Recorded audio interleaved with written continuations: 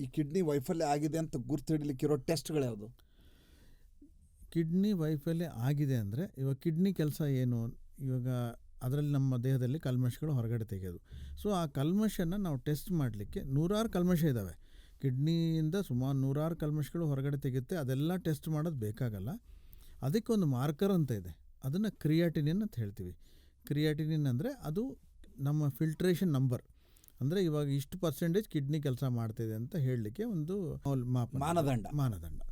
So ಅದು creatine ಅಂತ ಹೇಳ್ತೀವಿ. ಅದು ಸಾಧಾರಣವಾಗಿ ಅದು ನಮ್ಮ ಒನ್ ಒಳಗಡೆ ಇರಬೇಕು, 1 1.1 ಒಳಗಡೆ ಇರಬೇಕು. ಅದಕ್ಕಿಂತ ಜಾಸ್ತಿ ಇದ್ದರೆ ನಮ್ಮದು ಕಿಡ್ನಿ ಫಂಕ್ಷನ್ ಕಡಿಮೆ ಇದೆ ಅಂತ ಅರ್ಥ. ಸೊ ಕಿಡ್ನಿ ಫೇಲ್ಯೂರ್ ಅಂದರೆ ಯಾವ ಕಿಡ್ನಿ ಕೆಲಸ ಮಾಡ್ತಾ ಇಲ್ಲ, ಸೊ ಅವರಿಗೆ ಅದು ಜಾಸ್ತಿ ಆಗುತ್ತೆ. ಸೊ 1 ಇದ್ದಿದ್ದು ಕ್ರಿಯಾಟಿನ್ 2 ಆಗಿದೆ ಅಂದರೆ ಅದರ ಅರ್ಥ 50% ಕಿಡ್ನಿ ಕೆಲಸ ಮಾಡ್ತಾ ಇಲ್ಲ ಅಂತ ಅರ್ಥ. ಆ ಥರ ಇದೆ.